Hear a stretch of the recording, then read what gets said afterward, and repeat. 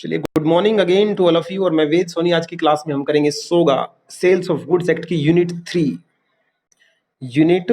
3 हम करेंगे स्टार्ट। उसके बारे में कुछ खास बातें सुन लो बेटा। पहले पूरे बिजनेस लॉ के अंदर सबसे टेक्निकल यूनिट है सर। टेक्निकल लैंग्वेज वाइज है बेटा। दूसरी चीज, हमारा स्टडीमेट यहाँ पे ओवर कंटेंट है। ओवर कंटेंट हर बात को दो दो तीन तीन बार दे रखा है, तो उसकी लेंथ को देख के बच्चा परेशान हो जाता है। और सब सारा सेल्स ऑफ गुड्स लोगों को समझ में आता है, लेकिन यूनिट 3 में हर बच्चे की प्रॉब्लम रहती है। मैं तन मन धन लगा के पूरा प्रयास करूंगा कि इस यूनिट 3 को आप बिल्कुल टिप्स पे ले आए और आपको थोड़ी सी भी दिक्कत ना हो। इसलिए मुझे आपका सहयोग की जरूरत है, आपकी सपोर्ट की जरूरत है। चलिए हम यूनिट 3 समझना स्टार्ट करते हैं, बिल्कुल बेसिक से, बिल्कुल जीरो से। आप ओल्ड बैच के बच्चे हैं, न्यू बैच के बच्चे हैं, रिविजन के हैं, कैसे भी हैं हमें नहीं पता। हम तो इतना जानते हैं कि हमें जीरो से स्टार्ट करना है यूनिट 3। चलिएगा, अब मैं पढ़ाना स्टार्ट कर रहा हूं बेटा। आपकी 100% अटेंशन होनी चाहिए प्लीज, आपको मेरी कसम और आपके मम्मी पापा की कसम। चलिए करते हैं स्टार्ट। सर ये चैप्टर, सबसे पहले ये बताओ पढ़ा क्यों रही हो? इस चैप्टर का मतलब क्या है, नाम क्या है, क्या सिस्टम है? ये चैप्टर पूरी की पूरी बात करेगा बेटा पासिंग ऑफ प्रॉपर्टी की। ये चैप्टर पूरी बात करेगा पासिंग ऑफ प्रॉपर्टी, इसके ऊपर ये पूरा चैप्टर बेस्ड है। सर ये पासिंग ऑफ प्रॉपर्टी का मतलब क्या है? प्रॉपर्टी का मतलब होता है ओनरशिप। प्रॉपर्टी का मतलब होता है ओनरशिप। तो सर क्या बताने का प्रयास कर रहे हो? ओनरशिप कब ट्रांसफर होगी? मैंने वर्ड यूज किया बेटा कब। कब, कैसे नहीं, मैंने वर्ड यूज किया है कब। सर थोड़ा सा और ढंग से समझाओ लो। जब एक बंदा सेल करता है, सेल कौन करता है? सेलर। सेलर सेल करता है, बायर गुड्स लेता है। सेल होती ही क्या है? अगर कोई आपसे इंटरव्यू में पूछे व्हाट इज सेल, तो आपको अनाप शनाप बोलने की जरूरत नहीं है। आप एक लाइन में एक बात बोलेंगे, सेल का मतलब होता है transfer of ownership. Transfer of ownership. सभी बच्चे इस बात से एग्री करते होंगे, वो सेल ही किस काम की जहां ओनरशिप ना जाए। जब ओनरशिप का मतलब है सामने वाले की जो आज तक ओनरशिप थी, मैंने पैसे देने के बाद वो ओनरशिप मेरी हो गई। तो सेल को एक लाइन में डिफाइन करना, ट्रांसफर ऑफ ओनरशिप। लेकिन सवाल पता है क्या है? हम इस चैप्टर में सिर्फ ये पता करेंगे ये ट्रांसफर ऑफ ओनरशिप किस टाइम पे मानी जाए, किस टाइम पे मानी जाए। सर इसमें टाइम का क्या लफड़ा है? बिल्कुल टाइम का लफड़ा है बेटे।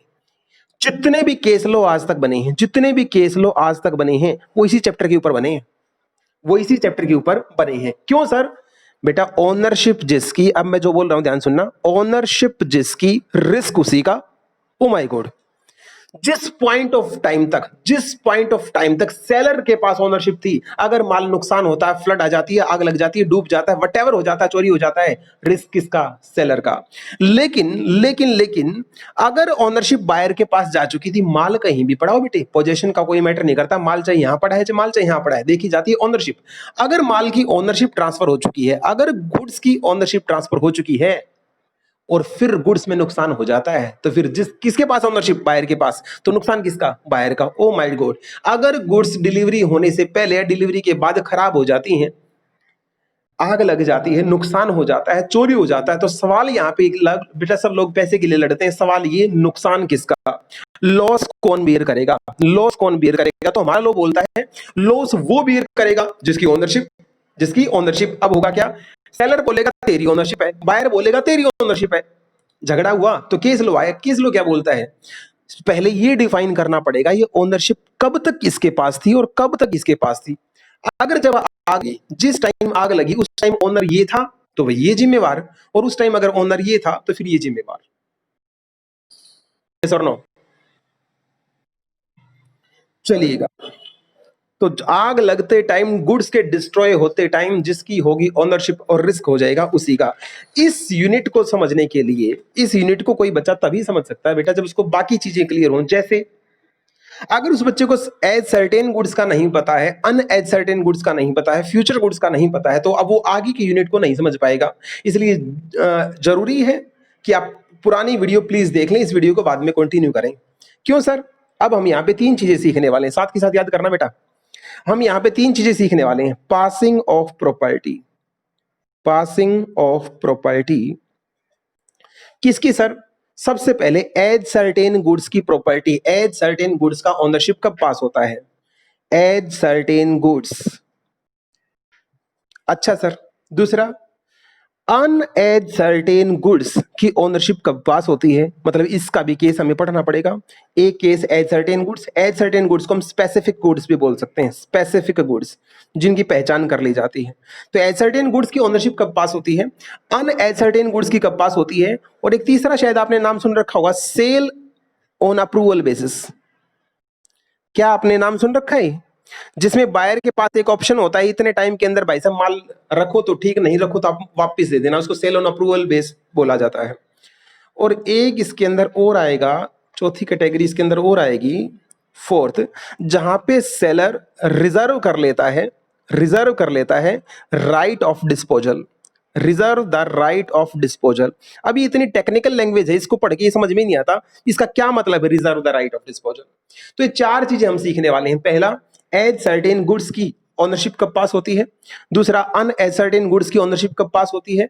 तीसरा, सेल्स ऑन अप्रूवल बेस में ओनरशिप कब पास हुई मानी जाती है, मतलब प्रॉपर्टी कब पास हुई मानी जाती है। और फोर्थ, अगर सेलर अपने पास एक राइट रिजर्व कर लेता है, कौन सा right, reserve the right of disposal, इसको बोलते हैं राइट ऑफ डिस्पोजल। अब ये क्या होता है मैं डिटेल में सिखाऊंगा। चौथी चीज हमें ये कवर करनी है, चार चीजें हमें यहाँ पे इस चैप्टर के अंदर कवर करनी है। फटाफट कोई एक बच्चा मुझे बताए कितनी चीजों के बारे में हम पढ़ने वाले हैं। चार चीजें फटाफट गिनवाए बेटा एक बार। फर्स्ट, बहुत बढ़िया, एज सर्टेन गुड्स हो गया। दूसरा बेटे, अन एज सर्टेन गुड्स। तीसरा, सेल ऑन अप्रूवल बेस हो गया। और फोर्थ बताओ, यहां पे सेलर एक राइट रिजर्व करता है, राइट का नाम बताओ क्या है, राइट। बहुत बढ़िया, बहुत बढ़िया, इतनी बात आप लोगों को समझ में आ गई। इसको डिटेल में डिस्कस करते हैं फटाफट।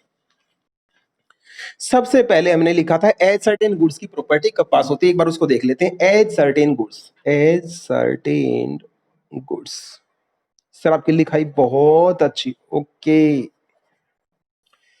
यहां पे भी बेटे हम तीन चीजें पढ़ेंगे। जो ये एज सर्टेन गुड्स की प्रॉपर्टी, इसका मालिकाना हक किस टाइम पास हुआ माना जाए, उस टाइम ये देखा जाएगा क्या ये गुड्स इन डिलीवरेबल स्टेट है। अब देखो मैं क्या क्या लिखने वाला हूं technically, goods in deliverable state. Spell mistake हो सकती है बेटा, क्योंकि मुझे स्पेलिंग ज्यादा याद नहीं होती। दूसरा, गुड्स टू बी पुट, याद कर लें साथ के साथ, सुनूंगा, to be put in deliverable state. पहला कहता है गुड्स ऑलरेडी तैयार थी, डिलीवरेबल स्टेट का मतलब होता है बेटा डिलीवरी करने की कंडीशन में बिल्कुल ready. Ascertained goods delivery करने की कंडीशन में थी, goods to be put condition में नहीं थी, उनको अभी तैयार किया जाना था। और तीसरा, गुड्स इन डिलीवरेबल स्टेट, वो थी तो तैयार, वो थी तो तैयार, but seller has to do something, seller has to do something, seller को कुछ करना था। क्या करना था और क्यों करना था, सेलर को डिलीवरी देने से पहले कुछ करना था, to ascertain the price, ascertain the price, price जानने के लिए उसको कुछ करना बाकी था। गुड्स तो तैयार थी लेकिन प्राइस जानने के लिए उसको कुछ करना बाकी था। ये तीन केस ही कवर होते हैं किसके अंदर, एज सर्टेन गुड्स के अंदर। फटाफट मेरे को एक बार जल्दी जल्दी रिवाइज करवाइएगा। आज बेटा मैं थोड़ा सा तुम्हें दुखी ज्यादा करूंगा क्योंकि ये चैप्टर टेक्निकल है, इसका साथ के साथ याद करना बहुत जरूरी है। फटाफट बता मैंने कौन सी चीज थी लिखवाई। फर्स्ट, गुड्स ऑलरेडी किस कंडीशन में है, डिलीवरी कंडीशन में है। दूसरा, टू बी पुट, इस वर्ड को याद कर लो बेटे, टू बी पुट, सेलर ने अभी डिलीवरी कंडीशन में थी नहीं लेकिन उसको तैयार करना था, टू बी पुट इनटू, उनको डिलीवरेबल कंडीशन में आना बाकी था। और तीसरा,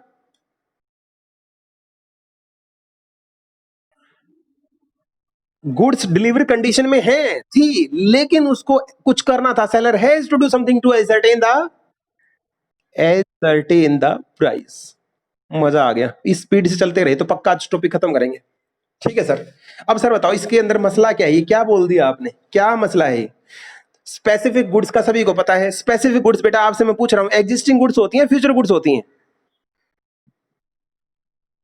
अच्छा, एज सर्टेन गुड्स होती हैं, अनएसर्टेन होती हैं, आइडेंटिफाइड होती हैं या अनआइडेंटिफाइड होती हैं। भाई पहली चीज आइडेंटिफाइड गुड्स हैं, एग्जिस्टिंग गुड्स हैं, बिल्कुल तैयार हैं। और तीसरा, डिलीवरी की कंडीशन में, मैं पहला केस करा रहा हूं जो डिलीवरी कंडीशन में, डिलीवरी की कंडीशन में बिल्कुल रेडी है। और कोई आपसे पूछे सर अब ओनरशिप कब पास होगी, तो आपको एक ही आंसर देना है एक लाइन में, as and when contract is made. जैसे ही contract of sale is made, contract of sale बन जाता है, तुरंत ओनरशिप पास हो जाती है, तुरंत ओनरशिप पास हो जाती है अगर ये कॉन्ट्रैक्ट अनकंडीशनल है। अगर ये कॉन्ट्रैक्ट अनकंडीशनल है मतलब बाकी कॉन्ट्रैक्ट साइलेंट है, ना पैसे की कोई बात हो रही ना डिलीवरी की कोई बात हो रही। अगर पैसे की डिलीवरी की कोई बात ना हो तो ऐसा कॉन्ट्रैक्ट कहलाता कौन सा, अनकंडीशनल। सेलर बेचने के लिए रेडी है, बायर लेने के लिए रेडी है, गुड्स आइडेंटिफाइड भी हैं, डिलीवरी की कंडीशन में भी हैं। जैसे ही भाई साहब एग्रीमेंट होगा या एग्रीमेंट टू सेल होगा या कॉन्ट्रैक्ट ऑफ सेल जो भी होगा, ओनरशिप तुरंत पास हो जाएगी। फॉर एग्जांपल मैं गुरमीत की दुकान में गया, मैं कौन, वेद सोनी। मैंने वहां जाके कोई फोन पसंद किया, फोन पसंद करके मैंने कहा जी डिब्बा पैक, इसने कहा सर डिब्बा पैक फोन रेडी है, ये चार्जर, ये सारी चीजें, बिल्कुल सारी चीजें। ना तो इन्होंने मुझे फोन अभी दिया, डिलीवरी भी नहीं दी है, ना मैंने फोन के पैसे दिए हैं, फोन के पैसे दिए हैं, लेकिन हमारा कॉन्ट्रैक्ट ऑफ सेल हो चुका है, हमारा कॉन्ट्रैक्ट ऑफ सेल हो चुका है, कंप्लीट हो चुका है भाई साहब। अब मैं कुछ देर के लिए अगर बाजार चला जाता हूं और बाजार से लौट के इनकी दुकान पे वापस आता हूं और मुझे पता लगता है दुकान में शॉर्ट सर्किट हुआ था और सारे फोन जल के राख हो गए। मुझे बताओ, एक सैमसंग का S7 फोन मैंने पसंद कर रखा था, डिलीवरेबल कंडीशन में था, कॉन्ट्रैक्ट हमारा हो चुका था, आग लग चुकी है, मुझे अब तक डिलीवरी नहीं मिली है। मुझे फटाफट बताइएगा इस S7 के लॉस को कौन भुगतेगा बेटे?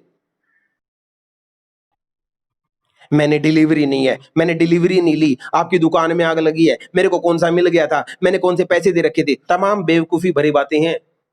हम क्या चेक करेंगे, गुड्स कौन सी हैं, स्पेसिफिक आइडेंटिफाइड थी, एग्जिस्टिंग गुड्स थी, डिलीवरी की कंडीशन में थी, कॉन्ट्रैक्ट ऑफ सेल हो चुका है, बाकी किसी बात का जिक्र नहीं था, नहीं था तो भाई साहब वेद सोनी भुगतेगा। क्या आपको पहला केस क्लियर है बेटा? हाँ जी, स्पेसिफिक गुड्स का फर्स्ट केस क्लियर है। दूसरा केस बड़े सोच समझ के जवाब देना।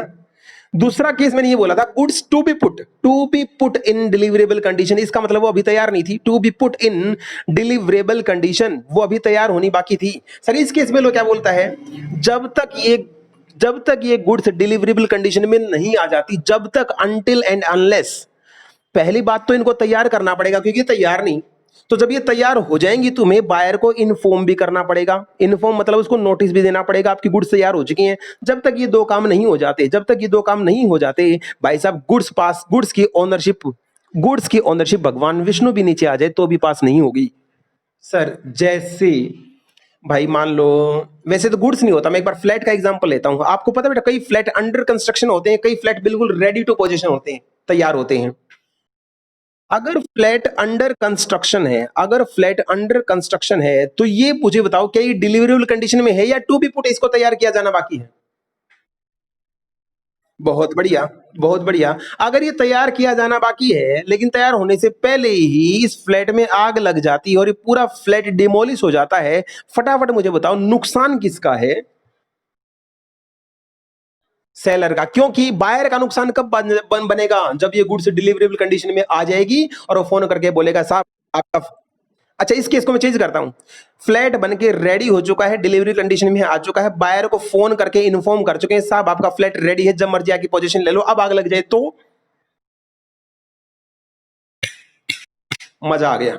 दोनों कंडीशंस हमारी स्पेसिफिक का, एक केस डिलीवरेबल कंडीशन में ऑलरेडी थी, दूसरा डिलीवरेबल कंडीशन में लाना बाकी था, और तीसरा केस में बड़ी समझदारी के साथ आंसर देना बेटे। थर्ड केस क्या है? थर्ड केस क्या है? Goods in deliverable condition, goods तैयार है but seller has to do. बेटा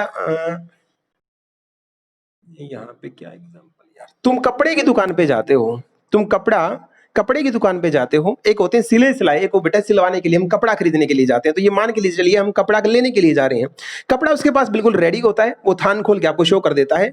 लेकिन आपको पता है जब हम पूछते हैं कितना प्राइस हो गया, तो पहले उस कपड़े को काट के मेजर करता है नहीं करता? फटाफट बताओ बेटा, कपड़े को काट के मेजर करता है नहीं करता? बिना थान में से कपड़ा काट के, बिना थान में से कपड़ा काटे उसका रेट पता नहीं किया जा सकता। Agree disagree? अगर काटने से पहले आग लग जाती है, दुकान के अंदर शॉर्ट सर्किट होके वो था सारा थान जल गया, नुकसान सेलर का या बायर का? गुड्स गुड्स डिलीवरी कंडीशन में तैयार तो थी, लेकिन अगर वो कपड़ा काट के उसको मेजर करके प्राइस बता दिया था और उसको पैक कर दिया था, अब किसका? अब जो सेलर है वो सेलर पता है क्या बोल बोल रहा है, उसको आधा अधूरा लो बताता हूँ क्या बोल रहा है। हमने ये पढ़ रखा है वेद सोनी सर से, जब गुड्स डिलीवरेबल कंडीशन में होती है, जब नुकसान हो जाए तो सारा का सारा बायर का होता है। तो तुम क्या बोलोगे, हम भी वेद सोनी सर से पढ़े हुए हैं। गधे के बच्चे, जब तक तो इसको काट के और ये मेजर नहीं कर लेगा ये कितने लेंथ का बनता है, तब तक तो प्राइस ही नहीं बता पाया। गुड्स का सिर्फ डिलीवरेबल कंडीशन में होना जरूरी नहीं है। अगर तुझे उसका पहले से प्राइस फिक्स था तो कोई दिक्कत नहीं, लेकिन अगर तुझे प्राइस पता करने के लिए कुछ हैव टू डू, कुछ करना बाकी था, तो बेटे ओनरशिप पास नहीं हुई थी, इसलिए रिस्क तेरा। समझ में आया या नहीं आया? हाँ जी बेटा। हम्म। हम्म। हाँ। मैं बताता हूँ बेटा, क्या क्या उसने काट दिया था या नहीं काटा था, बस ये बताओ। बस बस बस खत्म हो गया बेटा। अगर उसके पास कटा कटाया पीस रखा है जो आपने मांगा, उसके पास एग्जैक्टली उतना ही कटा कटाया पड़ा है और प्राइस ऑलरेडी मेजर्ड है, तो रिस्क किसका? बायर का। अदरवाइज किसका? सेलर का। आप गुरमीत किसी मोहल्ले में दुकान पे जाते हो, वहां चीनी की बोरी रखी है, वहां चीनी की बोरी रखी है, आपने कहा आधा किलो चीनी दे दो। मुझे बताओ जब वो यहां से चीनी तोलने के लिए लाएगा, क्या वेट करने से पहले ऑलरेडी वो प्राइस बता सकता है? आधा किलो चीनी का वेट वो तभी बता पाएगा जब उस चीनी को निकाल के उसका वेट कर लेगा। तो ये हैज टू डू का मतलब पता है क्या था? कुछ आइटम ऐसे होते हैं जिनकी डिलीवरी देने से पहले उनका वेट करना पड़ता है, उनका मेजरमेंट करना पड़ता है, क्योंकि उनका वेट और मेजरमेंट करने के बाद ही उनका प्राइस पता लगता है। आप अमरूद के बाग में चले जाते हैं, वहां अमरूद पेड़ पे लगे हुए हैं, अमरूद पेड़ पे लगे हुए हैं, आपने कहा जी 2 किलो अमरूद दे दो। मुझे बताना जब तक वो अमरूद तोड़ के उनका वेट नहीं हो जाएगा, 2 किलो का प्राइस कैसे आ जाएगा यार? Sir sir sir, already 2 kilo की पैकिंग रखी हो तो फिर वो कैसी लगे ना यार। मैंने कहा था प्राइस जानने के लिए हैज टू डू अगर कुछ करना पड़े, तो जब तक वो चीज नहीं कर देता सेलर, जब तक आपकी ओनरशिप पास नहीं होती। क्या आपको ये बात समझ में आ गई? तो भाई मेरे, आज हमने बहुत मेहनत करके एक केस पूरा कंप्लीट खत्म कर लिया, जिसका नाम था स्पेसिफिक गुड्स या एज सर्टेन गुड्स के अंदर ओनरशिप कब पास होती है। खूब सारे केस लो इसके ऊपर बनते हैं, वो हमने डिस्कस किया। लेकिन अब थोड़ा सा और टेक्निकल काम करते हैं हम। अन एज सर्टेन गुड्स, आपने कॉन्ट्रैक्ट ऑफ सेल किया है अन एज सर्टेन गुड्स का, सर अब ओनरशिप कब पास होगी? पक्का ये अन एज सर्टेन का मतलब ये फ्यूचर गुड्स होगी जो तैयार ही नहीं है, ये एग्जिस्टिंग गुड्स नहीं है, बिल्कुल नहीं है। सर गुड्स बनाने से पहले ही गुड्स खराब हो जाती है, गुड्स बनने के बाद, अरे भाई कुछ भी केस नहीं होगा जब तक ये गुड्स, जब तक क्या ना हो जाए। कंडीशन नंबर 1, इसकी ओनरशिप पास कर। हाँ बेटा।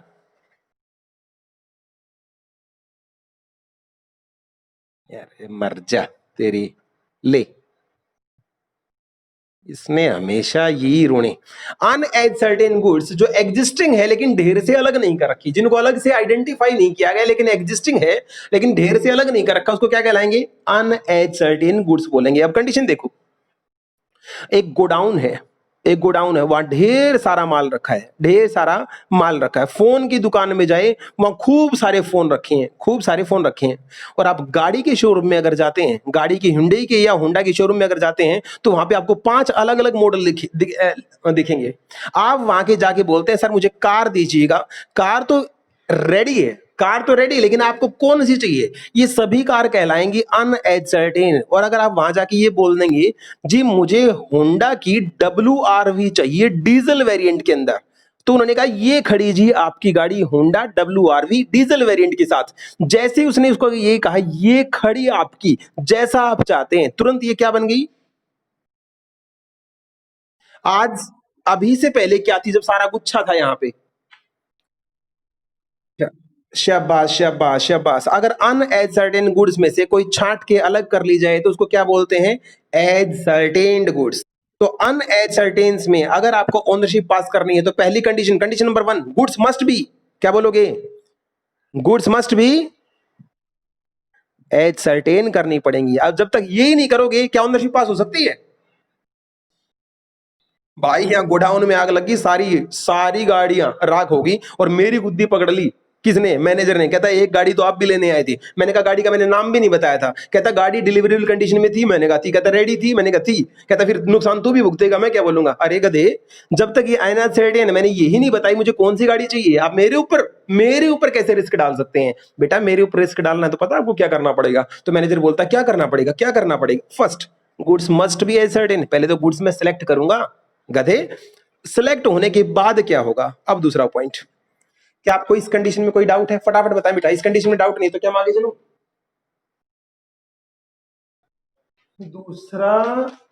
दूसरा केस इसका खतरनाक बनेगा। दूसरे केस के लिए आपको 2 पॉइंट अब फिर से करने पड़ेंगे।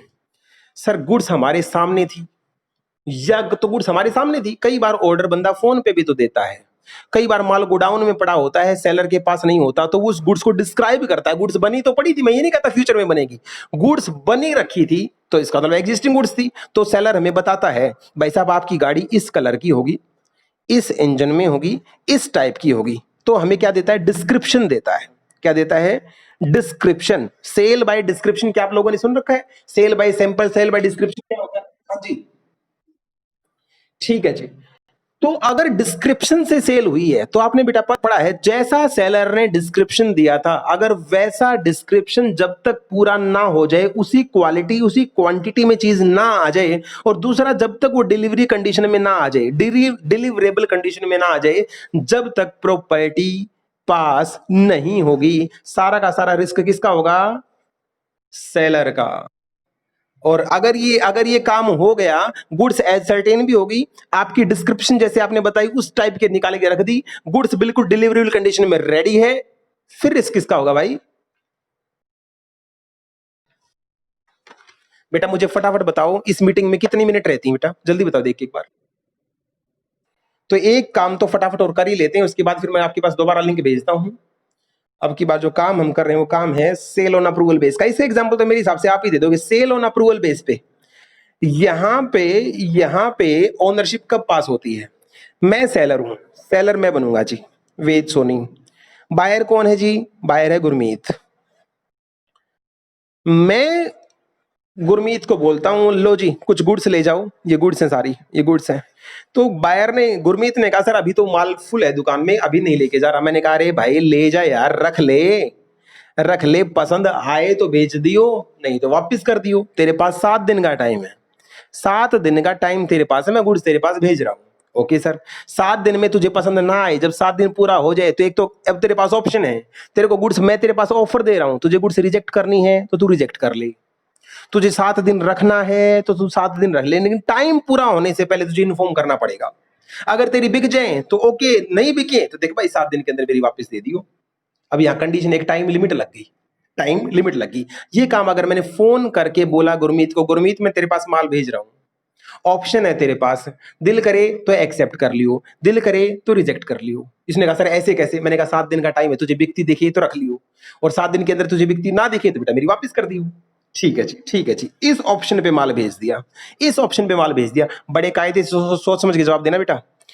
मैंने माल भेज दिया गुरमीत के पास, ऑप्शन देके भेजा है, 7 दिन का टाइम है, तीसरे दिन माल में आग लग गई, तीसरे दिन आग लग चुकी है, फटाफट बताइए लॉस किसका? अच्छा, अब मैं धीरे धीरे ऑप्शन को चेंज करता जाऊंगा। अब मैं ऑप्शन चेंज करूंगा, ध्यान सुनना। जाते ही गुरमीत ने एक्सेप्ट कर ली थी, एक्सेप्ट होने के बाद आग लगी। ठीक है ठीक है ठीक है, गुड्स एक्सेप्ट नहीं करी थी, 7 दिन का पीरियड एक्सपायर हो चुका है, और एक्सपायर होने के बाद आग लगी, अब किसका? चौथा केस बड़े ध्यान से समझना। गुड्स मैंने भेज दी थी, 7 दिन का टाइम था, 7 दिन का टाइम था। इस बंदे ने, इस गुरमीत ने ना तो मुझे ये कहा मैंने गुड्स एक्सेप्ट कर ली, ओके सर, ना मुझे ये कहा मैंने गुड्स रिजेक्ट कर दी, ओके सर, ना भी 7 दिन का टाइम एक्सपायर हुआ है। हुआ क्या है, गुरमीत ने इसको कहीं मोर्गेज कर दिया, मोर्गेज कर दिया मतलब गिरवी रख दिया, प्लेज कर दिया भाई साहब। 7 दिन के अंदर अंदर इसको प्लेज कर दिया, और प्लेज करने के बाद जहां पे रखी थी वहां जाके इसको नुकसान हो गया, आग लगी, वट एवर, चोरी होगी, कुछ भी हो। मुझे बताओ अब की बार रिस्क किसका? आप इसका कारण बता सकते हैं ऐसा क्यों?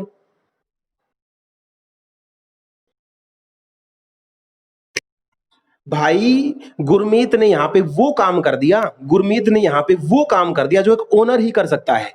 ओनर ही कर सकता, मतलब जो ओनर होता है वही तो प्लेज करता है। सर इस केस में अगर 7 दिन पूरा होने से पहले ही गुरमीत इसको सेल कर दे तो भी यार गुड्स एक्सेप्ट करी मानी जाएंगी। इसका मतलब यहां पे 3 चीजें चेक करनी है आपको, 3 चीजें पेपर में चेक करनी है सेल ऑन अप्रूवल बेस पे। 1 सेकंड के अंदर आंसर बाहर आएगा। फर्स्ट, गुड्स क्या उसने एक्सेप्ट कर ली है? एक्सेप्ट कर ली तो रिस्क उसी का, ओके। एक्सेप्ट नहीं कही है, दूसरी चीज चेक करेंगे आप, टाइम पीरियड। टाइम पीरियड क्या 7 दिन का पीरियड, 10 दिन का पीरियड, जो भी पीरियड हो, क्या वो एक्सपायर हो चुका है? अगर एक्सपायर हो चुका है तो रिस्क किसका? गुरमीत का। तीसरा, अगर बायर हैज टू डू, अगर बायर टू डू समथिंग, कुछ ऐसा कर देता है, समथिंग ऐसा कर देता है, एज लाइक ओनर, ऐसा काम कर दिया जो ओनर ही कर सकता है, चाहे उसको सेल कर दे, मॉडर्नाइज कर दे, प्लेज कर दे, वटेवर करे, कुछ ऐसा काम करना जो ओनर जैसा काम है, इस केस में भी गुड्स को एक्सेप्ट मान लिया जाएगा। और गुड्स को एक्सेप्ट मान लिया जाएगा तो रिस्क उसी का माना जाएगा, किसका? बायर का। क्या आपको इस सेल ऑन अप्रूवल भी समझ में आ गया? हाँ जी बेटा बोलो।